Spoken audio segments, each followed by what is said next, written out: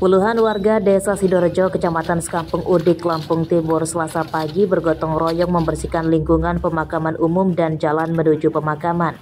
Hal tersebut dalam rangka untuk memberikan rasa nyaman bagi para peziarah kubur yang biasanya ramai saat menjelang bulan Ramadan. Rumput liar di lingkungan pemakaman disingkirkan. Sementara itu, perbaikan jalan tidak hanya dilakukan secara manual, tapi juga dengan menurunkan alat berat ekskavator. Jalan tanah bergelombang diratakan dan yang berlubang ditimbun. Kegiatan ini seluruhnya dibiayai warga secara swadaya. Menurut warga, kegiatan ini juga sebagai simbol toleransi antar umat beragama, sebab banyak juga warga non-muslim yang ikut bergotong royong.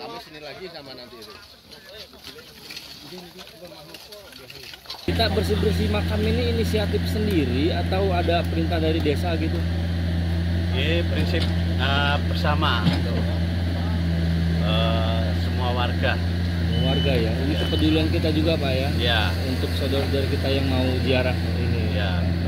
Tapi kita untuk kepercayaan agamanya apa Pak? Untuk kepercayaan kita agama Katolik. Katolik, tapi ikut andil. Memang ada juga keluarga kubur sini Pak. Ya. Tapi memang setiap tahun. Ya. Enggak, maksudnya setiap tahun kalau ada ziarah kubur ini ikut juga. Bersih-bersih juga Pak ya. Jadi ini persiapan Pak.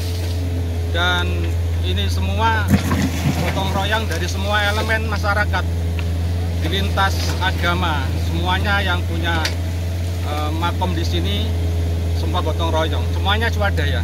Termasuk alat berat ini Pak ya? Ya, ini alat berat ini punya warga, gotong royong swadaya semuanya. Tapi sebelumnya ini emang becek apa seperti apa sih Pak jalan ini Pak?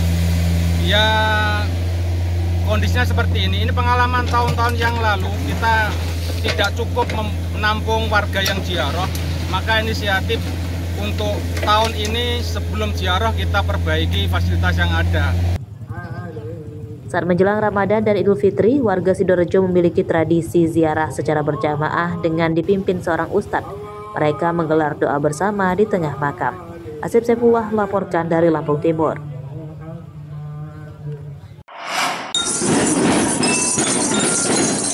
Datangnya bulan Ramadan 1446 Hijriah disambut sukacita oleh warga dan para pelajar di Lampung Utara. Mereka membuat aneka kegiatan untuk memeriahkannya. Di antaranya pada Selasa siang, warga dan ratusan siswa sekolah taman kanak-kanak atau TK menggelar karnaval marching band di sepanjang jalan dalam kota. Mereka menempuh perjalanan sepanjang hampir 2 km yang dimulai dari halaman kantor Bupati dan berakhir di Taman Sahabat Kota Bumi.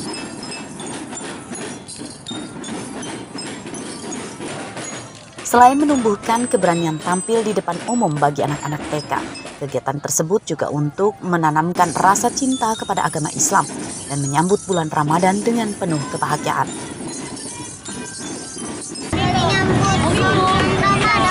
Ikut apa sih? Gimana perasaan kita, seneng nggak? Kita sudah berapa lama sih ikut latihan drum band ini? Setiap hari. Antusias kita ya? Alhamdulillah untuk antusiasnya luar biasa ya Pak. Apalagi anak-anak semangat, seneng gitu karena mau pawai, termasuk yang drum band gitu Pak. Persiapannya sendiri udah berapa lama? Persiapannya tuh kita mulainya dari awal bulan. Jadi setelah jalan-jalan kita langsung latihan gitu. Alhamdulillah cepat gitu anak-anak nangkepnya. Sulit nggak sih Bu? Untuk ya, membina anak-anak itu untuk masuk? Ya awalnya sih karena memang kita udah biasa ya Pak di dunia pendidikan anak usia dini. Ya kalau kita sih enggak sih Pak. Alhamdulillah anaknya nurut-nurut semua gitu. Karnaval berlangsung meriah dan mendapat antusiasme tinggi dari anak-anak serta masyarakat yang turut menyaksikan. Ardio Haba melaporkan dari Lampung Utara.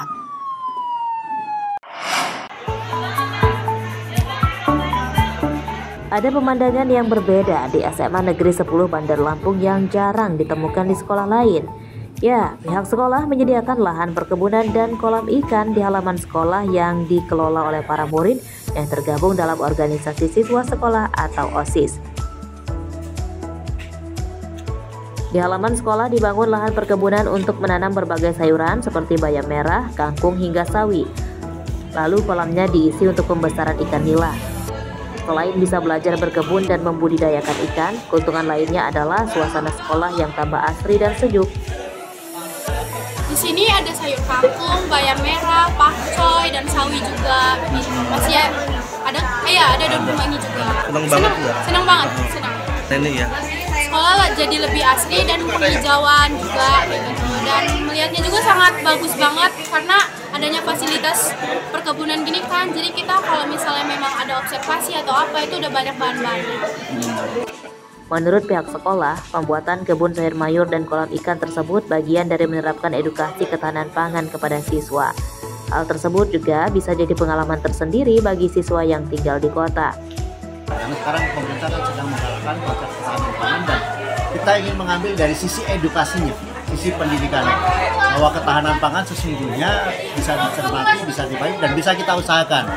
Untuk mendukung itu semua, tentu kita tetap concern, tetap fokus, sekaligus juga mendukung program pemerintah, tapi kita mengambil bagian yang lain dari situ. Yang menariknya adalah ternyata anak-anak kita itu tidak begitu banyak paham tentang aneka ragam jenis sayuran yang ada. Yang dia paham ya kangkungnya biasa-biasa saja lah. Ternyata setelah kita gali, informasi kita cari, sayuran itu beragam cara dan cara memproduksinya juga sederhana. Seperti di sekolah kita ukuran hanya 8 kali 12 meter. Tapi kita bisa setting, kita desain untuk beraneka ragam macam sayuran supaya jenis sayuran dipahami, kecilnya juga dipahami, dan kita juga ingin mengajarkan kepada anak bagaimana memproduksi ini.